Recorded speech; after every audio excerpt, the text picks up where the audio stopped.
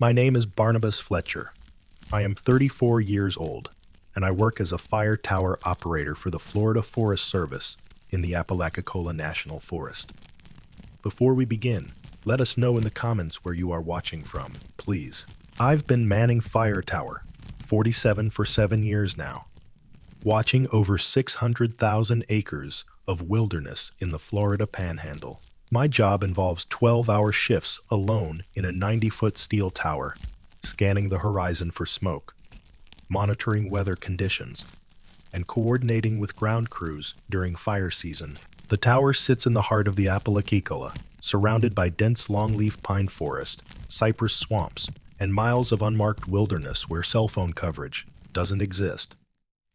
This happened during peak fire season last May, when temperatures were hitting the high 90s and humidity made the air feel like breathing through wet cotton. I'd been working 6 consecutive days, pulling double shifts, because another operator had called in sick with heat exhaustion. The isolation gets to you after a while. You start seeing things in the periphery, hearing sounds that aren't quite right, talking to yourself just to break the silence. On the 7th day, around 2 in the afternoon, I spotted something through my binoculars that didn't belong. About 3 miles southeast, in Dead Horse Swamp, I could see thick black smoke rising from the canopy. Not the thin smoke of a ground fire, but dense columns suggesting something man-made burning. This was concerning because Dead Horse Swamp was supposed to be completely uninhabited wilderness, accessible only by airboat through treacherous terrain. I radioed dispatch to report the smoke, but before I could finish transmission, something caught my attention due west. Through my high-powered binoculars, I watched what appeared to be people moving between structures. I'd never noticed before, despite observing that section daily for 7 years. The structures looked recently constructed, but camouflaged with sophisticated techniques that blended perfectly with surrounding vegetation. I could make out temporary buildings, vehicles, and industrial equipment arranged systematically. Most disturbing was the number of people, at least 20 individuals wearing military surplus clothing, moving with coordinated precision of a trained unit. I tried radioing this observation to dispatch, but my equipment started malfunctioning. The radio transmitted static for seconds, then complete silence. My landline phone produced only a dial tone that cut out after 3 seconds. My cell phone showed no service bars, despite clear weather conditions. For the next hour, I documented everything through binoculars and thermal imaging equipment. The compound was generating heat signatures consistent with high-temperature industrial processes, far more intense than legitimate forest management activities. Around 4 o'clock, I noticed they'd set up surveillance equipment pointed directly at my tower. Through binoculars, I could see individuals operating cameras with telephoto lenses, all focused on my position. That is when my radio crackled with an unfamiliar voice. Tower 47, this is ground control. Cease all observations of Grid Sector 7. G immediately. Stop all surveillance activities in that direction and focus on assigned fire watch duties only. I'd never heard this call sign before. The voice didn't match any dispatcher I worked with regularly. When I asked for identification, the response was immediate. Tower 47. You were instructed to ignore all activity in Sector 7. G for operational security reasons. Continue fire, watch duties in other sectors. Do not report or document anything observed in that area. Acknowledge. The transmission quality was too clear for our normal Forest Service radio system. This was someone with better equipment, better training, and authority that superseded normal protocols. I acknowledged because I had no choice, but continued monitoring through peripheral vision, while maintaining appearance of normal duties. Over the next 3 hours, I witnessed systematic dismantling of the entire operation. Buildings were disassembled with military efficiency, vehicles departed in organized convoys, and equipment disappeared methodically. By sunset, the area showed no signs of activity, appearing to be normal forest. The smoke from Dead Horse Swamp also ceased without fire crews being dispatched. When I called dispatch about lack of response, I was told no smoke had been reported and no fires detected by satellite monitoring. According to records, I'd never reported any unusual activity that day. At midnight, climbing down from the tower, I found a manila envelope taped to my door. Inside was a transfer order, effective immediately, reassigning me to Osceola National Forest 200 miles away. The paperwork bore official letterhead and unrecognizable signatures, but authority was unquestionable. The transfer came with promotion, substantial pay increase, and written commendation. There was also a confidentiality agreement requiring me to sign that I'd observed no unusual activities during my tenure at Tower 47, with serious legal consequences for discussing classified forest operations with unauthorized personnel. I signed because I had no choice, but made copies before submitting originals. I've kept those copies hidden for 2 years, along with photographs I took before equipment malfunctioned. 6 months after transfer, Tower 47 was decommissioned due to budget cuts. But I know the real reason. Someone wanted to ensure no one would have the elevated position to observe operations in that forest section.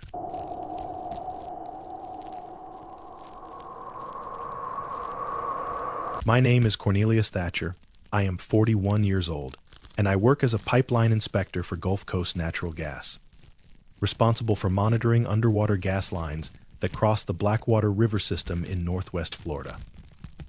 Before we begin, let us know in the comments where you are watching from, please. I've been diving industrial underwater inspections for 15 years, working on oil rigs, bridge foundations, and pipeline maintenance throughout the southeast. The Blackwater River runs through pristine wilderness, with crystal clear water allowing visibility up to 50 feet during good conditions. My job involves quarterly inspections of pipeline crossings, checking for corrosion, structural integrity, and environmental compliance. This happened last August during routine inspection of Pipeline Section 7, crossing the Blackwater about 12 miles upstream from the state park. I was working alone, standard for routine inspections, using a small aluminum boat equipped with diving gear and underwater camera systems.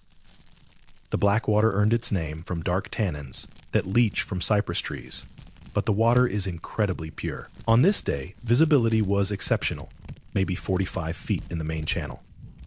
I'd completed upstream inspection without issues and was preparing to dive downstream when I noticed something unusual on my depth finder. Sonar showed large objects on the river bottom, maybe 60 feet downstream from the pipeline crossing. Objects too large and regularly shaped to be natural debris. Through my polarized surface mask, I could make out dark shapes resting on sandy bottom, but needed to dive for proper investigation. I suited up and descended to the pipeline crossing for standard inspection. The pipeline appeared normal, good integrity, no corrosion, proper positioning. But following protocol downstream, I encountered the objects from my sonar. What I found challenged everything I knew about industrial waste disposal and environmental protection in Florida waterways. Arranged in neat rows across 50 square feet were dozens of metal containers, all appearing relatively new and bearing industrial markings I didn't recognize despite 15 years' experience. The containers were roughly 50-gallon drum size, but engineered like heavy-duty shipping cases, with reinforced construction, sealed lids, and sophisticated pressure release valves. Each bore stenciled identification numbers and warning symbols suggesting hazardous contents. But markings didn't match standard industrial labeling systems. More disturbing was the systematic arrangement. These hadn't been dumped randomly. They'd been deliberately positioned in organized rows with precise spacing suggesting careful planning and coordination. Someone had gone to considerable expense positioning these containers to remain hidden while allowing systematic retrieval. I photographed everything with underwater cameras, documenting container markings, arrangement, and proximity to our pipeline. Some containers showed signs of slow leakage with discoloration in surrounding sand. Whatever they contained was gradually seeping into one of Florida's most pristine waterways. As I continued documentation, I noticed containers bore tags suggesting a numbered inventory system. Clear photographs showed sequential identification numbers, implying this represented just a fraction of a larger operation. When I surfaced to review photographs and plan response, I discovered I wasn't alone. About 200 yards downstream was a boat that hadn't been there when I began diving. The vessel was larger than typical recreational craft, more like commercial workboat equipped with winching equipment and diving gear. Through binoculars, I could see at least 3 people aboard wearing professional diving suits, clearly conducting underwater operations in the area where I discovered containers. I tried radioing my office, but discovered communication equipment was malfunctioning. Radio produced only static. Cell phone showed no signal despite usually adequate coverage. This violated company safety protocols requiring regular check-ins during solo operations. Rather than risk confrontation, I decided to complete final pipeline inspection, then depart immediately. But when I descended, I discovered the container site had been altered during my surface interval. Several containers showing leakage were gone, apparently retrieved by professional divers. Remaining containers were rearranged. Fresh excavation marks suggested additional containers buried deeper. Someone was actively managing this disposal operation and monitoring my activities. I completed required inspection quickly and surfaced to find the downstream boat had moved closer. I could see people using high-powered cameras to document my presence. As I prepared to depart, someone used a loudspeaker. "Pipeline inspector, you are working in a restricted area. Complete your inspection and depart immediately. Do not return to this location." The voice was professional and authoritative, but claims about restricted areas made no sense. I'd been conducting inspections on this section for 3 years without access restrictions. I left immediately but made detailed notes about everything observed, including GPS coordinates and descriptions. When I reported to my supervisor, his reaction was immediate and concerning. He said I'd misidentified natural debris, photography equipment malfunctioned, and observations resulted from nitrogen narcosis, affecting judgment at depth.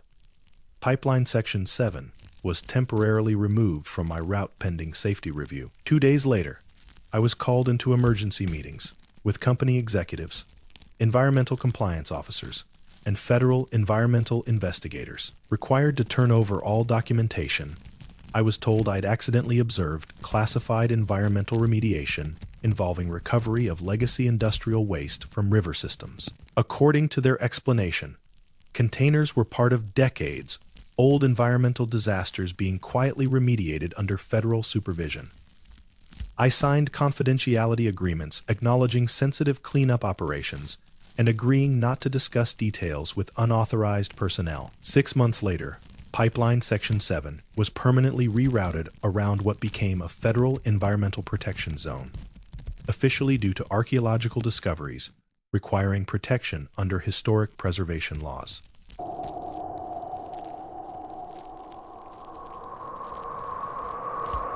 My name is Zachariah Pemberton.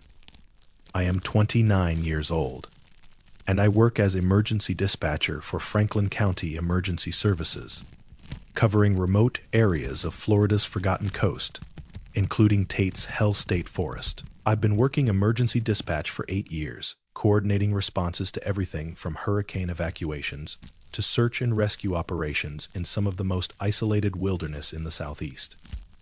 Tate's Hell covers over 200,000 acres of swampland and forests that can swallow people without trace. Cell coverage is sporadic, vast areas accessible only by airboat through terrain, challenging even experienced guides. This happened 3rd week of September when we received what initially appeared routine distress call from someone lost in northwestern Tate's Hell. The call came around 11:30 p.m. through our emergency landline system connecting to phones positioned throughout the forest for hunters and hikers in trouble.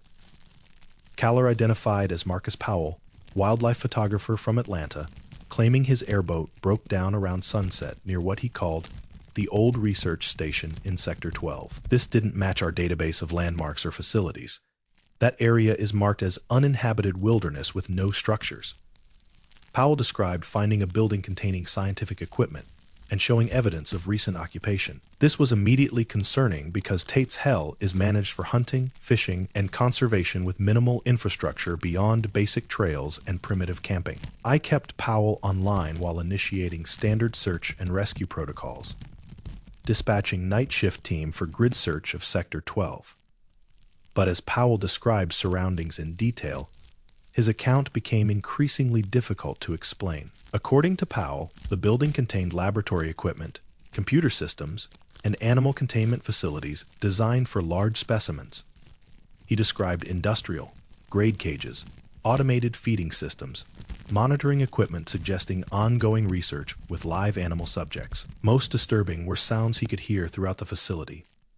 Animal vocalizations too organized for normal wildlife communication, but too alien for human speech. He also detected chemical odors reminiscent of research laboratories, smells that shouldn't exist in natural forests. As I coordinated search response, Powell's reports became more urgent. He claimed discovering documentation indicating the facility conducted experiments on wildlife captured throughout Southeast, including genetic modification, behavioral conditioning, and enhancement procedures producing animals exceeding normal biological limits. Most concerning were escape protocols posted throughout. Emergency procedures for containing test subjects that broke free, including instructions for protecting personnel from animals posing extreme danger due to modified characteristics. I tried maintaining radio contact with search teams, but discovered communication systems malfunctioning throughout the sector where Powell claimed to be located. Rescue units reported complete radio silence, GPS errors, equipment failures, preventing effective search patterns. Around 2 a.m., Powell's demeanor changed dramatically. Instead of controlled panic of someone lost, his voice carried edge of immediate danger. He reported hearing movement throughout facility, sounds suggesting large animals becoming active with coordinated hunting behavior and pack organization beyond normal wildlife capabilities. The vocalizations had become more frequent and complex, as if animals were communicating about his presence and developing strategies for dealing with the intruder. Most terrifying, facility security systems had activated automatically, sealing doors and restricting his movement. He was trapped inside with genetically modified animals demonstrating intelligence exceeding normal wildlife. I maintained phone contact while desperately coordinating rescue, but field teams couldn't locate Powell or any building matching descriptions. GPS coordinates led to normal swampland with no signs of structures or activity. Around 4 a.m., Powell reported animals had gained access to his hiding section. His descriptions became increasingly frantic. Creatures based on Florida species, but modified with enhanced abilities and impossible characteristics. Alligators with problem-solving skills and pack hunting. Birds with tool use and complex communication. Mammals combining attributes of multiple species, creating new predator forms. Final communication came at 4:30. 7 a.m. Powell reported facility containment systems had failed catastrophically, allowing all test subjects to escape into surrounding wilderness. His last words were warning that genetically modified animals with enhanced intelligence and physical capabilities were loose in Tate's hell. Search teams continued looking throughout following day, expanding to 50 square miles with helicopter surveys. They found no trace of Powell, no airboat wreckage, no evidence of research facilities. Search suspended after 72 hours when experienced coordinators confirmed areas contained only normal forest. 3 days later, I was called into meetings with county administrators, state environmental officials, federal wildlife investigators. Informed Powell's call was an elaborate hoax, using spoofed phone technology to appear from our emergency system, when actually originating outside our area. Investigators claimed Powell was a mental health patient with emergency procedure knowledge, who used internet research creating convincing fictional scenario. No one matching his description reported missing in Georgia. No airboat permits issued for claimed dates.